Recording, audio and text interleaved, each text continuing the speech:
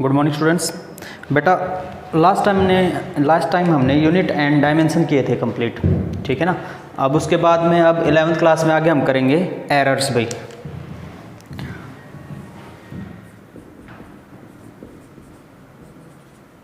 बेटा एरर्स क्या होते हैं, कई बार क्या है कि जैसे हमने मान लो मेजरमेंट की तो जो ट्रू वैल्यू होनी चाहिए, जो एब्सोल्यूट मेजरमेंट होनी चाहिए, उससे कई बार हमारी मेजरमेंट इधर उधर हो जाती है, मतलब वो ट्रू नहीं आती, थोड़ा सा उसमें डिफरेंस आ जाता है, ठीक है ना। तो वो जो अनसर्टेनिटी है ना मेजरमेंट के अंदर, उसको हम क्या कहते हैं, एरर कहते हैं, ठीक है।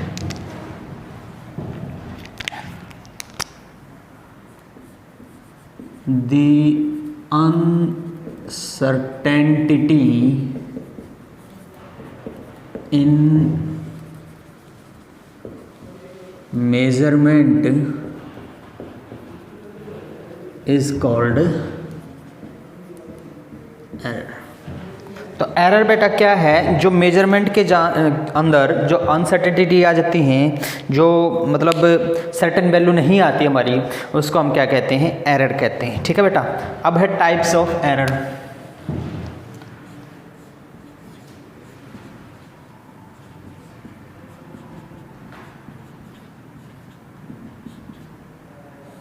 अब बेटा एरर कितने टाइप के हैं, ठीक है। इसमें एरर बेटा हमारे 3 टाइप के हैं। कौन कौन से?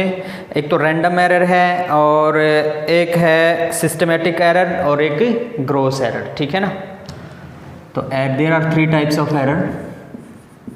There are 3 types of error. कौन कौन से हैं? Number 1 systematic error, number 2 random error, number 3 gross error, ठीक है बेटा। तो एरर हमारे पास 3 प्रकार के हैं। कौन कौन से? एक तो सिस्टमेटिक एरर, दूसरा है रैंडम एरर, और तीसरा है ग्रॉस एरर, ठीक है ना। चलो अब देखो सिस्टमेटिक एरर क्या होते हैं, रैंडम एरर क्या होते हैं, और ग्रॉस एरर क्या होते हैं। तो पहले हम डिफाइन करते हैं सिस्टमेटिक एरर को। Systematic error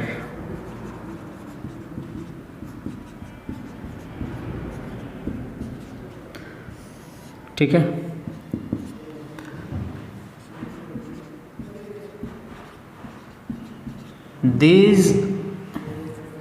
These are the errors। ये वो एरर्स हैं जिनमें हमें कारण का पता होता है कि भाई एरर किसके कारण है, ठीक है ना। These are the errors in the measurement in which we know the cause of the error, ठीक है बेटा। तो इसमें हमें कारण का पता होता है, भाई किस कारण से एरर आया हुआ है, ठीक है। तो ये वो एरर हैं। अब क्या हो सकते हैं, कॉज क्या हो सकते हैं? Different causes for this type of error are as follows। तो भी क्या क्या कारण हो सकते हैं? देखो अगर भाई ऐसा एरर है कि जिसकी हमें पता है कि भाई ये एरर मतलब इसके कारण का पता है हमें, तो वो कारण क्या हो सकते हैं? देखो या तो हमें पहले ही पता है कि भाई जो तराजू है उसमें पहले ही कहीं गड़बड़ है, ठीक है ना। मान लो हम मेज़र कर रहे हैं और यहाँ पे पहले ही हमें पता है ये झुकता है इस तरफ पहले ही, तो मतलब थोड़ा सा ज़्यादा डालना पड़ेगा ना इस तरफ, जब जाके बराबर आएगा, तो वो है एरर हो गया, ठीक है ना। तो इंस्ट्रूमेंट में गड़बड़ी के कारण जो एरर आया वो कौन सा एरर हो गया? सिस्टमेटिक एरर हो गया, हमें पता है इंस्ट्रूमेंट में गड़बड़ है, ठीक है। दूसरा भाई अब मान लो जैसे हम जो स्प्रिंग बैलेंस ले रखा है, हमने क्या ले रखा है, स्प्रिंग बैलेंस। देखा होगा ना, वो स्प्रिंग निकलता है नीचे से और वो हम वेट को मेजर करते हैं हम, तो उसको बोलते हैं spring balance.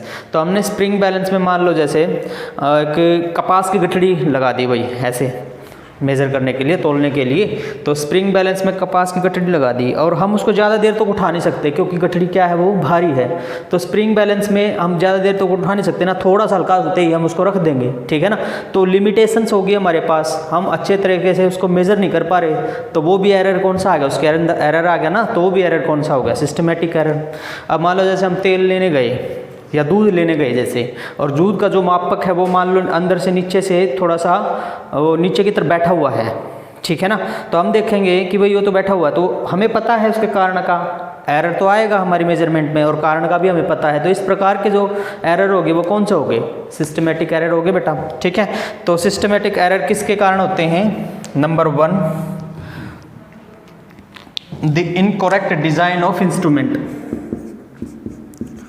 the incorrect design of the instrument, ठीक है ना। तो इंस्ट्रूमेंट के इनकरेक्ट डिज़ाइन का मतलब जैसे वो था उसका डिज़ाइन हमने चेंज कर दिया, दूध का मापक था जैसे उसमें हम दूध माप रहे थे, नीचे से वो उसको हमने थोड़ा सा गड्ढा कर दिया तो डिज़ाइन को ख़राब कर दिया ना, तो इनकरेक्ट डिज़ाइन हो गया उसका। तो the incorrect design of the instrument. Second है बेटा limitation of the method for measurement, limitation of the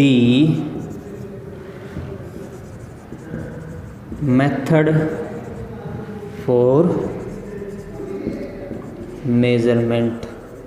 अब बेटा हमें जैसे जब मेजरमेंट कर रहे हैं तो मेथड हमारा रॉन्ग है, लिमिटेड है, हम उसको चेक नहीं कर पा रहे अच्छे से, तो वो क्या है, limitation method of the limitations of the method of the measurement, ठीक है ना। और थर्ड है incorrect reading for interpretation of the instrument. Reading हमने गलत ले ली, incorrect reading of the instrument.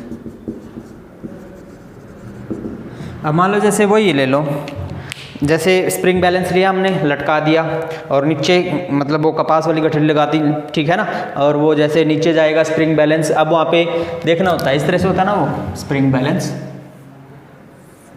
इस तरह से होता है, ठीक है। और यहाँ पे कुंडी होती है एक, उसके साथ कुछ भी लटका दो और यहाँ पे एक स्प्रिंग होता है,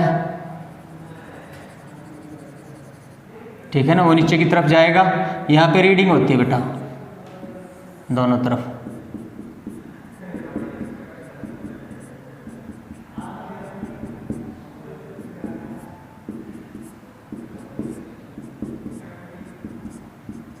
ठीक है ना। अब जैसे ही वो गठनी नीचे गई तो नीचे जाने के बाद ये स्प्रिंग जो बैलेंस का यहाँ पे जो पॉइंटर होता है वो नीचे की तरफ आएगा, पॉइंटर भी धीरे धीरे, ठीक है ना। अब हम पॉइंटर से चेक करेंगे कि भाई पॉइंटर कहाँ पे है। अब कई बार मान लो जैसे पॉइंटर है ना थोड़ा सा मतलब बीच में हो जाता, ना उधर ना उधर, मतलब हम कौन सी रीडिंग लें, मान लो जैसे ये 4 5 हैं तो 4 ले या 5 ले, है वो बीच में 4 और 5 के, तो हम कई बार 5 ले लेते हैं, तो वो भी क्या हो गया, एरर आ गया हमारे, जो हमारे एरर आ गया ना मेजरमेंट के अंदर, 5 तो है नहीं, वो 5 से थोड़ा सा कम है, और 4 ले लें तो भी एरर आ गया, क्यों, 4 से थोड़ा सा ज़्यादा है, ठीक है ना। तो जो रीडिंग, अब हमने रीडिंग गलत ले ली ना, तो रीडिंग के अंदर जो इनकरेक्ट रीडिंग जो ली जाती है उसके कारण जो एरर आता है वो भी क्या है, सिस्टमेटिक एरर है, ठीक है ना। तो अब जैसे रीडिंग तो हमने गलत ले ली यहाँ पे, तो रीडिंग के कारण भी जो एरर आएगा वो कौन सा एरर होगा, रीडिंग गलत लेने के कारण सिस्टमेटिक एरर होगा। हमें पता है भाई रीडिंग गलत है ये, ठीक है, उसके कारण का हमें पता है, ठीक है। सेकेंड है भाई lack of accuracy of formula used. Fourth है जो हमारा अगला पॉइंट है, lack of accuracy of formula used. तो बेटा जो हमने फॉर्मूला यूज़ किया है वो हमारा एक्यूरेट नहीं है, मतलब रीडिंग के लिए बाद में हमने जैसे रीडिंग ली, रीडिंग के बाद में हम उस रीडिंग को पुट करेंगे फॉर्मूला के अंदर, फिर हमारी मेजरमेंट होगी। तो जो फॉर्मूला हमने लिया वो पूरी तरह से एक्यूरेट नहीं है, उसके अंदर क्या है, लैक ऑफ एक्यूरेसी है, ठीक है ना। तो इस टाइप के जो एरर हैं वो हमारे पास क्या है, सिस्टमेटिक एरर के अंदर ही आते हैं। अभी बेटा देखो इसको हम कैसे दूर कर सकते हैं, एक तो केयरफुली डिज़ाइन करो इंस्ट्रूमेंट को, ठीक है ना, और दूसरा अपना जो मेथड है वो क्या है मेजरमेंट का, इम्प्रूव करो, ठीक है। तो कैसे दूर करोगे इसको, how can we reduce the systematic error, इस तरह लिख लो। तो सिस्टमेटिक एरर समझ में आ गया होगा आप लोगों को।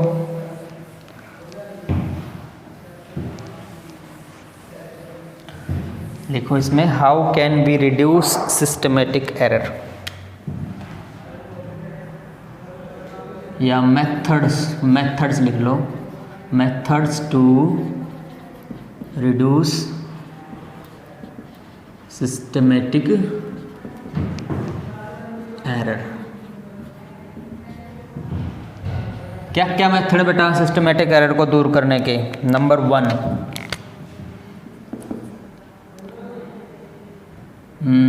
Using proper and correct design for the instrument. तो इंस्ट्रूमेंट के लिए जो हमारा डिज़ाइन क्या है वो हमारे पास क्या होना चाहिए, करेक्ट होना चाहिए, ठीक है ना।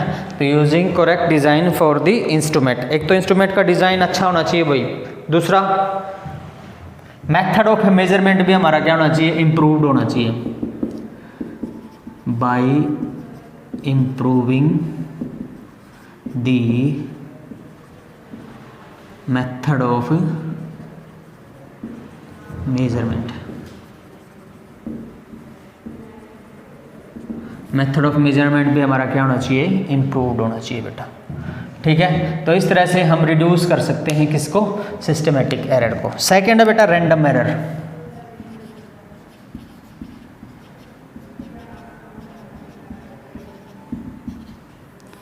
ठीक है, तो रैंडम एरर क्या है, इट इज द एरर या the error which we get in the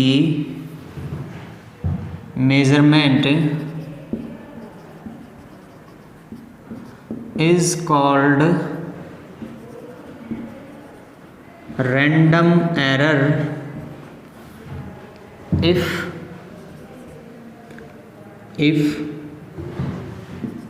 we do not know the cause of the error, ठीक है ना।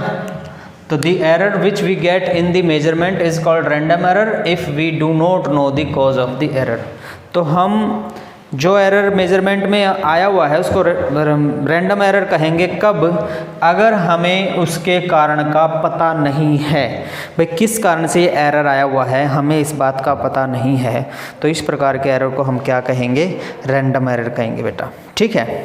अब बेटा देखो इस टाइप के एरर कब आते हैं, मान लो हम कैलकुलेशन कर रहे हैं, हमें पता है भाई 2 5 10 होता है, और कैलकुलेशन में हमारे माइंड में आ जाए भाई 2 5 8, और बार बार हम कैलकुलेशन करते जाएं 2 5 8 आ जाए, बार बार कैलकुलेशन करते जाएं 2 5 8 आ जाए, जैसे हमारे माइंड में तो वो है कि हम ठीक कर रहे हैं लेकिन वो तो गलत है, तो हमें कारण का पता नहीं है, तो हम उस कैलकुलेशन को क्या कहेंगे, वो पूरी शीट को लेके दूसरे बंदे को दिखाएंगे, बोलेंगे भाई देखो एक बार कहाँ गड़बड़ रहेगी, मैं तो चेक कर रहा हूँ तो ये ऐसे ही आ रहा है, लेकिन उसके माइंड में थोड़ी आएगा वो कि भाई 2 5 8, उसके माइंड में तो वही आएगा 2 5 10, वो बोलेगा कि आपने यहाँ पे गड़बड़ कर रखी है। तो इस प्रकार का एरर क्या हो गया हमारे पास, रैंडम एरर आ गया, कॉज का हमें पता नहीं कि एरर किस कारण है, ठीक है। आप कई बार मान लो जैसे अब बोल दिया जाए कि भाई कोई मेटल का टुकड़ा है, मेटलर्जिकल साइंस में पढ़ रहे हैं मान लो, और एक एक्सपेरिमेंट कर रहे हैं आयरन के टुकड़े पे, और उसमें आ जाए भाई 1000 डिग्री सेंटीग्रेड तक ये आयरन का टुकड़ा आपको 12 घंटे गर्म करना है, ठीक है ना, फर्नेस के अंदर, इलेक्ट्रिक फर्नेस के अंदर 12 घंटे गर्म करना है, तब जाके उस पर फिर आगे एक्सपेरिमेंट होगा। तो वो आयरन का टुकड़ा हमने फर्नेस में रखा 12 घंटे करने के लिए। अब मान लो शाम को रखा हमने और बीच में नींद आ गई और लाइट भाग गई, तो फर्नेस तो ऑफ होगी। तो 12 घंटे की बजाय मान लो लाइट भाग गई, 20 मिनट भी लाइट भाग गया, 10 मिनट भी लाइट भाग गई, तो 12 घंटे तो नहीं रहा ना, तो एरर आ गया ना। और हम क्या सोचेंगे कि भाई हमने तो पूरा 12 घंटे किया था, लेकिन वो तो 12 घंटे नहीं हुआ, ठीक है ना। तो इस टाइप का एरर जो है, हमें पूरे काउज का भी नहीं पता भाई किस कारण नहीं हुआ, तो इस टाइप का एरर हमारे पास क्या हो गया, रैंडम एरर आ गया। तो रैंडम एरर बेटा वो एरर होते हैं जिसमें हमें कारण का नहीं पता होता, भाई ये एरर आया कहाँ से। हमने तो एक्यूरेसी की थी, हमने तो पूरी टेबल ठीक की थी, ठीक है ना, तो ये कारण क्या है इसका, कहाँ से आया, हमें पता ही नहीं है, ठीक है। तो इस प्रकार का, तो भाई इस प्रकार के एरर एक प्रकार से ये भी लगा लो आप, जैसे मान लो हम सेंसिटिव फिजिकल बैलेंस यूज़ कर रहे हैं। सेंसिटिव फिजिकल बैलेंस क्या होता है बेटा, जो हम सुनार के पास जाते हैं सोना वगैरह लेने के लिए, तो वो जो फिजिकल बैलेंस उसने शीशे के अंदर रख रखा है, वो इतना सेंसिटिव है कि हल्का सा भी वो मेज़र कर लेगा। सोना क्या है, तोले में होता है, तोला कितना 10 ग्राम का, ठीक है ना, तो वो 10 ग्राम से भी कम मेज़र कर लेगा, मतलब बिल्कुल हल्का सा भी मेज़र कर लेगा। तो कई बार उस सेंसिटिव बैलेंस पे क्या होती है, जैसे डस्ट जम गई, धूल जम गई थोड़ी सी, तो वो धूल भी मेज़र हो जाती है साथ में, ठीक है ना, तो भी एरर हो गया। लेकिन कारण का पता नहीं, अब धूल को इग्नोर करके चलते हैं हम, ये तो देखते नहीं कि भाई इसमें धूल भी जमी होगी या कुछ और गिर गया, थोड़ा हल्का फुल्का हवा चल गई या हवा का एयर प्रेशर इसके ऊपर आ गया हल्का फुल्का सा, तो उसके कारण भी उसमें के जो मेजरमेंट हैं उसमें क्या आ जाती है, गड़बड़ आ जाती है, एरर आ जाता है, ठीक है ना। तो इस प्रकार के एरर को हम क्या कहेंगे, रैंडम एरर करेंगे, ठीक है। For example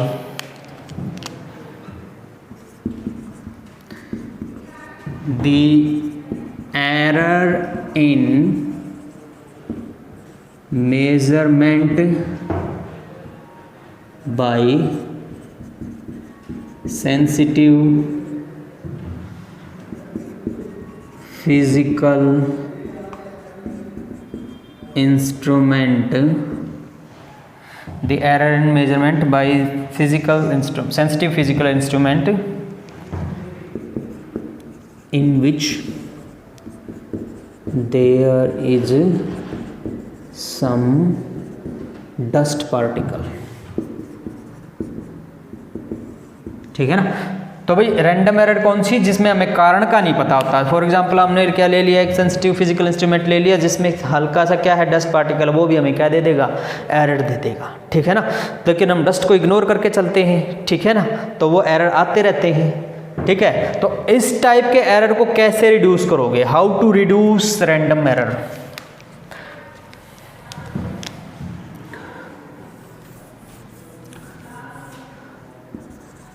methods to reduce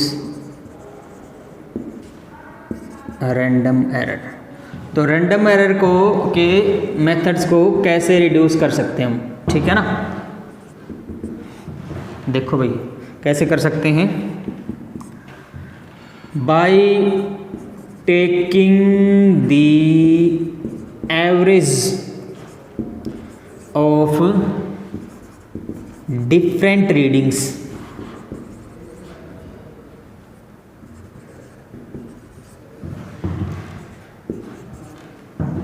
we can reduce the random error, ठीक है बेटा। हम क्या करेंगे, बहुत सारी रीडिंग ले लेंगे, ठीक है ना, बहुत सारी रीडिंग लेके और फिर उसका एवरेज निकाल लेंगे, और जो एवरेज वैल्यू होगी वो हमारी के पास क्या होगी, जो एवरेज वैल्यू होगी वो हमारे पास ट्रू वैल्यू आ जाएगी, मतलब रैंडम एरर क्या हो जाएगा, दूर हो जाएगा। मान लो जैसे 5 बार रीडिंग ले ली, 6 बार, 7 बार, 8 बार, 10 बार, तो जितनी ज़्यादा बार रीडिंग लेंगे उनका एवरेज लेंगे तो हमारी ट्रू जो वैल्यू है वो उतनी ही नज़दीक जाएगी, ठीक है ना। तो इस टाइप के एरर को कैसे दूर कर सकते हैं कि हम कई बार रीडिंग ले लेते हैं और फिर उसका एवरेज ले लेते हैं, ठीक है।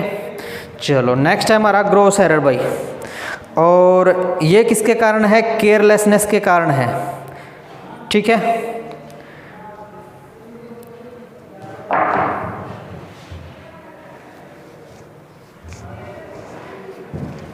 देखो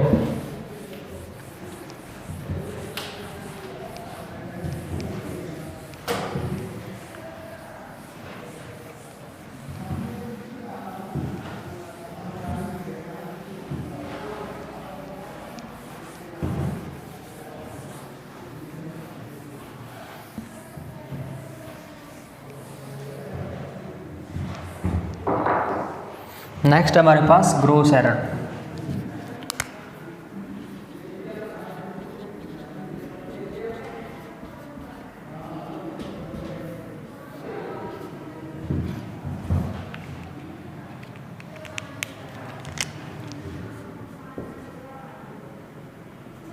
This is the error in measurement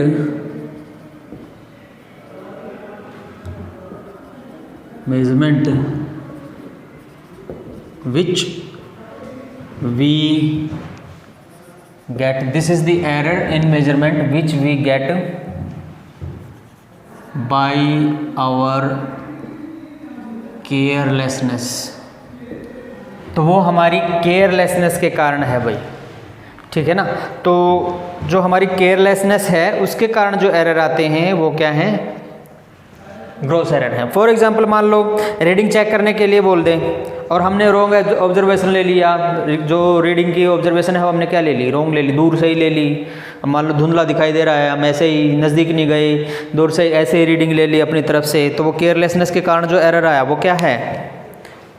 gross error है। और अब मान लो जैसे सोर्स ऑफ एरर जो हैं उसका प्रिकॉशन हमने लिया नहीं, हमें पता भाई इन एरर के इनके कारण, मान लो जैसे फिजिकल बैलेंस ही है, उसमें हमें पता है कि भाई जो हवा चल रही है, पंखा जो चल रहा है उसके कारण एरर आ सकते हैं, ठीक है ना।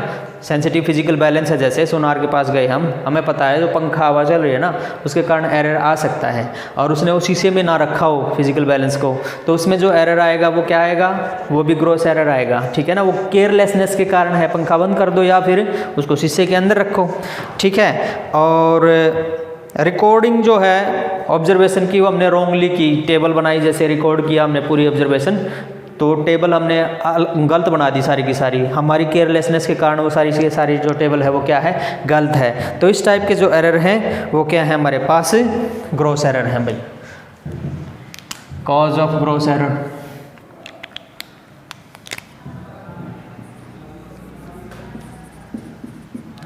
Cause of gross error. तो ग्रोस एरर के क्या कारण हैं भाई? नंबर 1,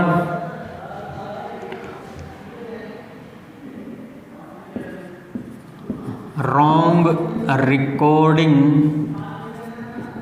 दी ऑब्जर्वेशन, ऑब्जर्वेशन की जो रिकॉर्डिंग है वो हमने गलत कर रखी है। नंबर 2,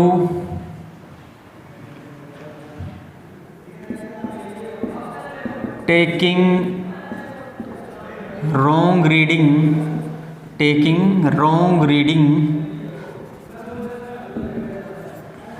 due to carelessness, ठीक है। नंबर 3,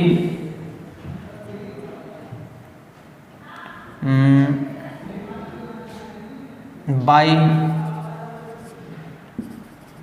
do not mind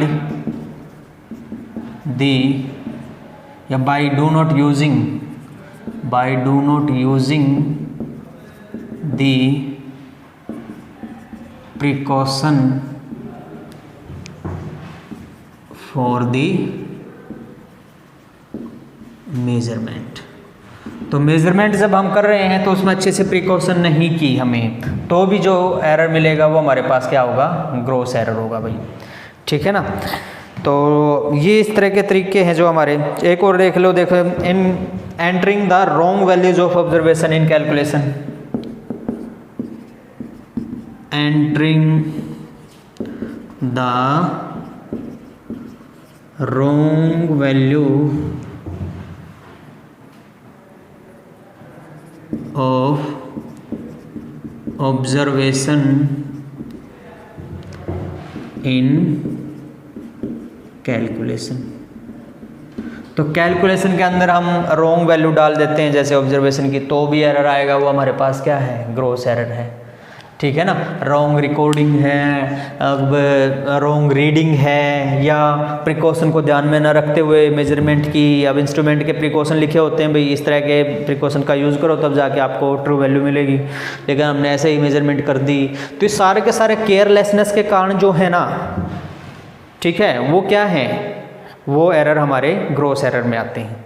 अब जैसे इंस्ट्रूमेंट में जो गड़बड़ हो जाए वो एरर आते हैं सिस्टमेटिक एरर में, ठीक है ना।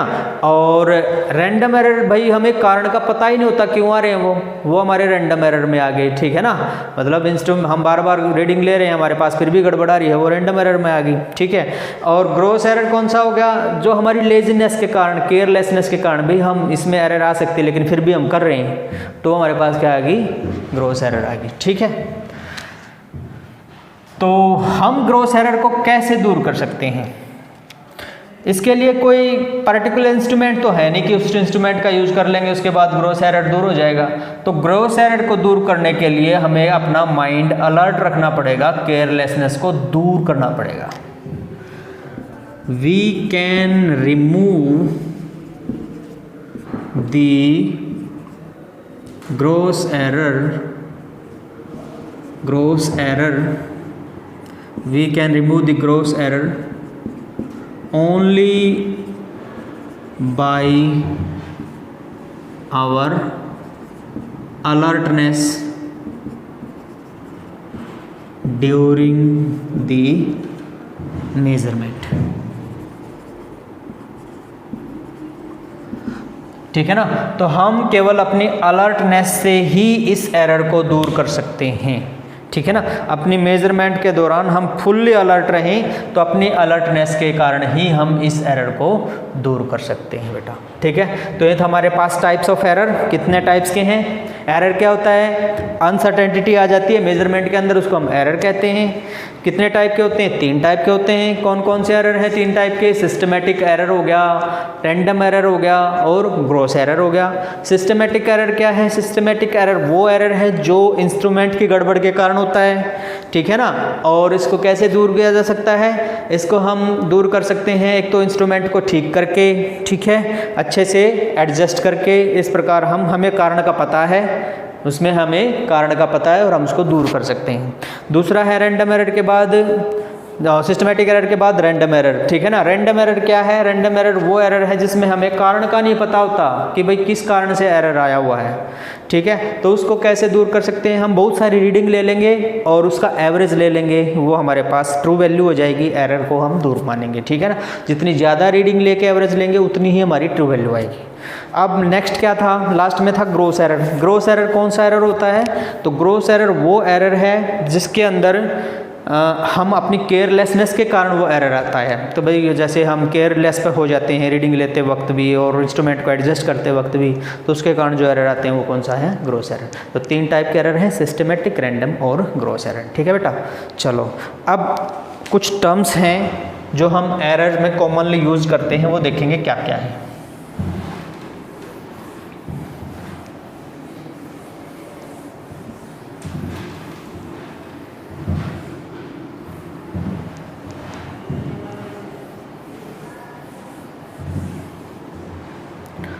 Common terms used in error analysis.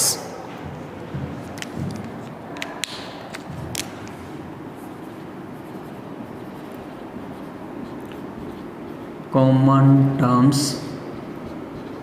used in error analysis. तो बेटा एरर एनालिसिस के दौरान कौन कौन सी कॉमन टर्म हैं जो हम यूज करते हैं। Number 1 true value,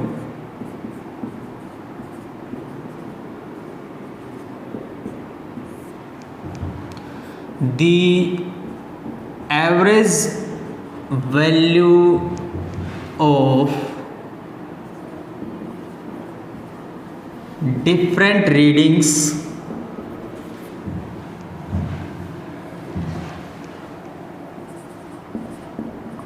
during the measurement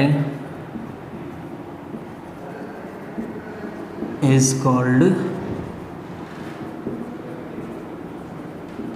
true value. तो बेटा ट्रू वैल्यू क्या है, हमने बहुत सारी रीडिंग्स ली मेजरमेंट के दौरान, तो उसका जो एवरेज वैल्यू है या अर्थमेटिक मीन है उसका, वो हमारे पास मीन जो वैल्यू है उसकी, वो हमारे पास क्या आ जाएगी, ट्रू वैल्यू आ जाएगी। फॉर एग्जांपल मान लो हमने रीडिंग ली, रीडिंग के दौरान हमारी रीडिंग आई A1, A2, A3, A4 up to n readings ली, और इस प्रकार से हमारी रीडिंग अलग अलग आई, ठीक है। तो ट्रू वैल्यू जो हमारी होगी वह क्या होगी, so true value for example let लिए इस प्रकार लिख दो, A1, A2, AN are the different readings, इस तरह लिखोगे आप। For example let A1, A2, A3, A4, AN are the different readings, then या so the true value is, या true value is equal to हमारे पास क्या आ जाएगा, A1 plus A2 plus A3 up to AN divided by N। तो ये हमारे पास क्या आ गया भाई, ट्रू वैल्यू आ गई, ठीक है ना। तो एवरेज ले लेंगे, डिफरेंस जो हमारे पास वैल्यूज़ हैं उनका क्या ले लेंगे, एवरेज ले लेंगे, तो हमारे पास क्या आ जाएगा, ट्रू वैल्यू। A बार से दिखाते हैं इसको, तो A bar is equal to summation of 1/n बाहर ले लिया, I is equal to 1 to n AI, ठीक है। इसका मतलब क्या है, हमने A को 1 से लेके n तक, 1 से लेके n तक जोड़ दिया। समीशन का मतलब क्या होता है, जोड़ना। I इज इक्वल, I क्या है, 1 से लेके n तक है, ठीक है, जोड़ दिया और 1/n से मल्टीप्लाई कर दिया, तो हमारे पास क्या आ गया, A बार आ गया, ठीक है। तो ये था हमारे पास ट्रू वैल्यू। अब है एब्सोल्यूट एरर। तो एब्सोल्यूट एरर क्या है, the difference in the magnitude of true value and the measurement value, measured value of a physical quantity is called absolute error. Second है हमारे पास एब्सोल्यूट एरर, एब्सोल्यूट एरर। तो absolute error क्या है, the different values, the difference in magnitude बोल सकते हो, between the measured value and true value is called absolute error, ठीक है ना। तो difference in the magnitude of true value and the measured value of a physical quantity is called absolute error. The difference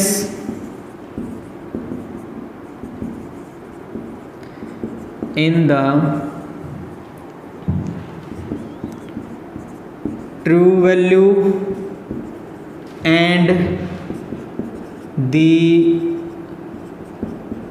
measured value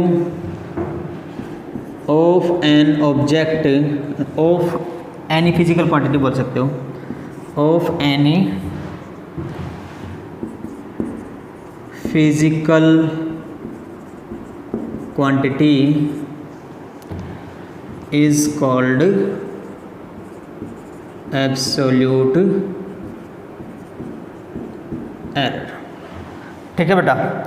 तो जो अलग अलग जो हैं, जो मान लो इसमें हमारे पास जो ट्रू वैल्यू है A बार है, जैसे A बार में और A1 हमारी पहली मेजर्ड वैल्यू है, उसमें जो डिफरेंस आएगा वो क्या आ गया, पहला एब्सोल्यूट एरर आ गया। तो दूसरा डिफरेंस आएगा वो दूसरा एब्सोल्यूट एरर आ गया, तीसरा डिफरेंस आएगा वो तीसरा एब्सोल्यूट एरर आ गया, ठीक है ना। तो एब्सोल्यूट एरर जैसे पहला एब्सोल्यूट एरर है, डेल्टा A1 से दिखाएंगे, वो क्या हो गया, जैसे A हमारी ट्रू वैल्यू है A बार माइनस A1 आ गया। दूसरा एब्सोल्यूट एरर डेल्टा A2 वो हमारे पास क्या आएगा, A बार माइनस A2। तीसरा एब्सोल्यूट एरर डेल्टा A3 वो हमारे पास क्या आ गया, A बार माइनस A3। इस तरह से चलते जाओ, डेल्टा AN हमारे पास क्या आ जाएगा, A बार माइनस AN आ जाएगा। तो ये हमारे पास क्या है, एब्सोल्यूट एरर है बेटा, ठीक है ना। इस तरह से चलते जाएंगे तो हमारे पास ये क्या आ जाएगा, एब्सोल्यूट एरर। तो एब्सोल्यूट एरर क्या है, डिफरेंस है किसके बीच में, ट्रू वैल्यू के बीच में और फर्स्ट मेजर्ड के बीच में। तो पहला एब्सोल्यूट एरर आ गया, दूसरी मेजर्ड क्वांटिटी और ट्रू वैल्यू के बीच में दूसरा एब्सोल्यूट, फिर तीसरा। ये पॉजिटिव भी आ सकता है और नेगेटिव भी आ सकता है, जरूरी नहीं हमेशा एब्सोल्यूट एरर पॉजिटिव होगा, नेगेटिव भी हो सकता है, ठीक है ना। तो जो हमारा ट्रू वैल्यू है वो क्या होता है, ट्रू वैल्यू होती है जो सभी जो मेजर्ड वैल्यू हैं हमारे पास A1 A2 A3 A4 AN जो सभी मेजर्ड वैल्यू हैं उन सब का एवरेज ले लेंगे तो हमारे पास आएगी ट्रू वैल्यू। अब बात आई एब्सोल्यूट एरर की, तो एब्सोल्यूट एरर क्या है, एब्सोल्यूट एरर वो एरर है जो हमारे पास कब आता है, जो डिफरेंस होता है किसके बीच में, ट्रू वैल्यू के बीच में और फर्स्ट मेजर्ड वैल्यू के बीच में। पहले के बीच में तो आ गया पहला एब्सोल्यूट, दूसरे के बीच में दूसरा एब्सोल्यूट एरर, इस प्रकार से nth एब्सोल्यूट एरर। ठीक है बेटा, तो बाकी की 2 टर्म बाकी हैं वो बाद में करेंगे और उससे रिलेटेड कुछ न्यूमेरिकल्स करेंगे। अभी के लिए इतना ही, थैंक यू वेरी मच।